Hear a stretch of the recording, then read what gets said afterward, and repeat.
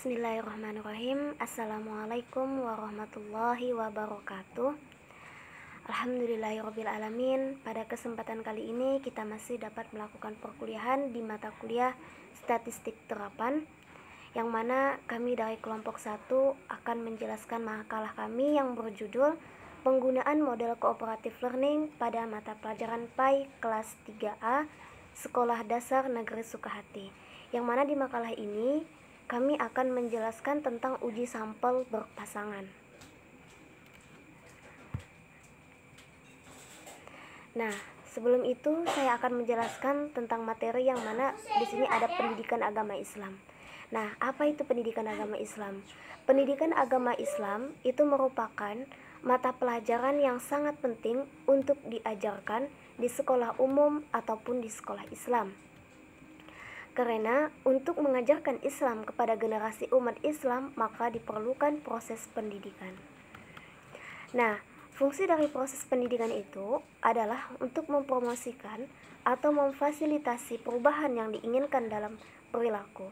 Maka, pendidikan Islam itu adalah pendidikan yang bertujuan untuk membentuk pribadi muslim seutuhnya, mengembangkan seluruh potensi manusia, baik yang berbentuk jasmaniah maupun rohaniah, menumbuh suburkan hubungan yang harmonis setiap pribadi dengan Allah dan alam semesta. Proses pendidikan agama Islam itu haruslah memberikan pemahaman kepada pemeluknya tentang ajaran Islam yang sebenarnya, yaitu ajaran Islam yang sesuai dengan ajaran yang dibawa oleh Nabi Muhammad SAW. Nah, jadi pendidikan agama Islam itu mengajarkan tentang nilai-nilai sosial, nilai ibadah, moral, atau ketauhidan. Nah, jadi keberhasilan pendidikan agama Islam itu juga tercermin dalam tingkah laku masyarakat yang berakhlak mulia atau yang berakhlak baik seperti itu. Jadi memiliki kepedulian sosial yang bagus dan masyarakat yang rajin untuk beribadah. Apabila di dalam suatu masyarakat ada banyak masalah atau pertikaian, itu menunjukkan bahwa pendidikan Islam itu belum mampu diterima oleh masyarakat. Nah, pendidikan agama Islam itu juga harus memiliki 3 aspek, yang mana itu ada pertama aspek knowledge, yang itu kita ketahui itu pengetahuan. Yang kedua ada aspek afektif atau sikap, dan yang ketiga itu aspek skill atau keterampilan. Nah, dalam istilah ilmu kependidikan itu ketiga aspek tersebut disebut dengan ranah kognitif, afektif, psikomotorik. Jadi seseorang atau peserta didik dikatakan berhasil menempuh pendidikan agama Islam apabila ketika aspek tersebut ada pada dirinya. Nah, jadi ketiga aspek tersebut adalah merupakan bagian dari kompetensi peserta didik yang harus dikembangkan. Kemudian ada model pembelajaran cooperative learning yang mana biasa kita singkat dengan CL. Nah, jadi CL ini adalah suatu metode pembelajaran atau strategi dalam belajar dan mengajar yang menekankan pada sikap atau perilaku bersama dalam bekerja. Dengan kata lain, pembelajaran dilakukan dengan membuat sejumlah kelompok dengan jumlah peserta didik 2-5 anak yang bertujuan untuk saling memotivasi antar anggotanya untuk saling membantu agar tujuan dapat tercapai secara maksimal. Nah, ini pengertian dari cooperative learning. Nah, selanjutnya dalam hal ini, model cooperative learning itu digunakan sebagai usaha untuk meningkatkan pemahaman siswa terhadap mata pelajaran, contohnya pelajaran PAI. Nah, jadi untuk mengukur apakah terdapat perbedaan pemahaman pada siswa sebelum atau sesudah menggunakan metode cooperative learning, maka dibuatlah pengujian terhadap nilai sebelum model cooperative learning diterapkan dan nilai sesudah model cooperative learning diterapkan. Nah, jadi statistika dan SPSS 26 ini juga bakal digunakan sebagai alat analisis untuk menguji kedua nilai tersebut. Nah, jadi di kelompok kami akan menggunakan aplikasi SPSS 26 untuk menguji analisis kenormalan data kami. Nah, seperti itu. Kemudian statistika. Nah, apa itu statistika? Nah, jadi statistika itu adalah ilmu pengetahuan yang mempelajari bagaimana cara pengumpulan data, pengolahan atau analisis data, dan penarikan kesimpulan berdasarkan kumpulan data dan analisis yang dilakukan.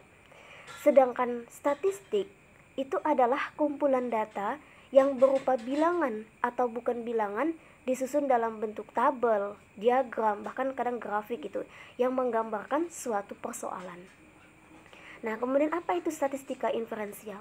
Nah, jadi statistika inferensial itu adalah bagian dari statistika yang membahas atau mempelajari cara melakukan analisis data, menaksir atau menduga, meramalkan, dan menarik kesimpulan terhadap data, fenomena, persoalan yang lebih luas atau yang disebut populasi berdasarkan sebagian data yang mana juga disebut sampel yang diambil secara acak dari sebuah populasi. Nah, statistika inferensial itu juga membuat kesimpulan berdasarkan dugaan dari sampel data dan pengujian hipotesis. Nah, statistika inferensial ini juga disebut dengan statistika yang berkaitan dengan analisis data atau sampel untuk kemudian dilakukan penyimpulan-penyimpulan inferensi yang digeneralisasikan kepada seluruh subjek tempat data diambil atau populasi. Nah, jadi kita harus tahu dulu apa itu perbedaan statistika. Kita juga harus mengetahui perbedaan statistik, apa itu statistika inferensial. Nah, seperti itu yang sudah saya jelaskan. Kemudian kita pasti akan melakukan yang namanya, kalau sudah melakukan kenormalan data, kita juga pasti akan melakukan hipotesis, yang namanya hipotesis.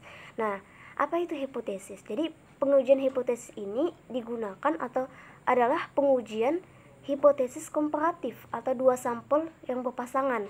Ini berarti menguji ukuran populasi atau parametrik yang berbentuk perbandingan melalui ukuran sampel atau statistik yang juga berbentuk perbandingan, baik itu statistika parametrik maupun statistika non-parametrik. Nah, jadi UJT berpasangan atau Pirate test itu adalah salah satu metode pengujian hipotesis di mana data yang digunakan itu berpasangan. Nah, kalau jika data kita itu normal, maka kita akan melakukan UJT berpasangan dengan menggunakan Pirate test. Tapi jika misalnya data kita itu tidak normal, maka kita akan menggunakan yang namanya metode Wilson. Seperti itu. Nah, ini data yang sudah kami ambil dari sekolah kelas 3, itu di SD, di sekolah kelas 3, itu tentang skor kemampuan pemahaman PAI siswa yang mana sebelum menggunakan cooperative learning dan setelah menggunakan cooperative learning.